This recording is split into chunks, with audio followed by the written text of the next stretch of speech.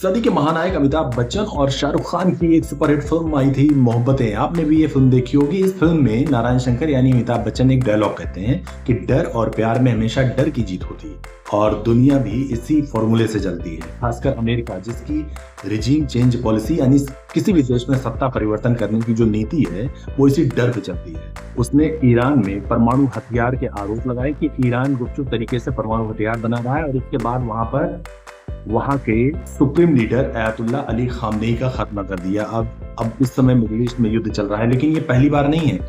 इस तरीके से अमेरिका ने कई बार कई देशों के स्टेट ऑफ हेड यानी राष्ट्र प्रमुखों को हटाया है। इसमें चर्चित नाम 2003 में इराक के तत्कालीन राष्ट्रपति सद्दाम हुसैन, 2011 में लीबिया के तानाशाह मोहम्मद गद्दाफी और अभी इसी साल 3 जनवरी को वेनेजुएला के राष्ट्रपति निकोलस मादुरो, जो अपने राष्ट्रपति भवन में सो रहे थे, उनको कोवर्ट ऑपरेशन करके अमेरिकी डेल्टा फोर्स अपने साथ अमेरिका लेकर चली गई। और इन सब में अगर आप देखेंगे तो कहीं भी इन सब में यही होता है कि ये देश गुपचुप तरीके से परमाणु हथियार बना रहे थे। वेनेजुएला में कहा गया कि तेलों का अवैध कारोबार वो कर रहा है। इस तरीके से डर फैलाकर अमेरिका ने इन देशों में रिजीम चेंज कर दिया, यानी तख्ता पलट कर दिया।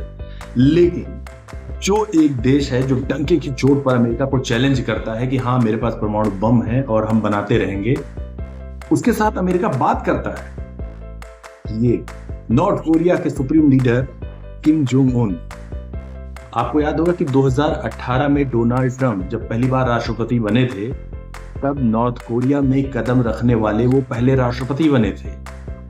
नॉर्थ कोरिया, जिसको अमेरिका ईरान की तरह कभी ट्रीट करता था, उस पर इतने सारे प्रतिबंध लगे हुए हैं, फिर भी नॉर्थ कोरिया डंके की चोट पर परमाणु हथियार बनाता है और उसने अभी तक 6 न्यूक्लियर टेस्ट कर चुके हैं और 7वें टेस्ट की तैयारी भी है। फिर भी अमेरिका प्योंगयांग यानी नॉर्थ कोरिया की जो राजधानी है, वहां पर एक भी पटाखा नहीं फोड़ पाता।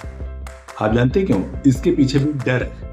अमेरिका को ये डर है कि कहीं अगर उसने इधर उधर कर दिया तो नॉर्थ कोरिया का सुप्रीम लीडर, जिसके हाथ में एटम बम का बटन है, वो कुछ भी कर सकता है। इस वक्त नॉर्थ कोरिया के पास 3000 से ज्यादा मिसाइल्स हैं और 7वें टेस्ट की तैयारी कर रहा है। ईरान में कई दशकों से अमेरिका यही आरोप लगाता रहा है कि ईरान गुपचुप तरीके से परमाणु हथियार विकसित कर रहा है और इसी की वजह से अमेरिका ने जून 2025 में ऑपरेशन मिडनाइट हैमर के जरिए अटैक किया था और कहा था कि हमने उसके परमाणु हथियारों वाले सीक्रेट अड्डों को तबाह कर दिया है। ईरान कहता है कि यूरेनियम संवर्धन का इस्तेमाल वो ऊर्जा जरूरतों के लिए कर रहा है, लेकिन अमेरिका कहता है कि उसके पास परमाणु हथियार है। इजराइल को ये डर है कि कहीं ईरान ने परमाणु हथियार बना लिया तो उसका फिर इस इलाके में रहना मुश्किल हो जाएगा। कुल मिलाकर सब की कहानी के पीछे डर है।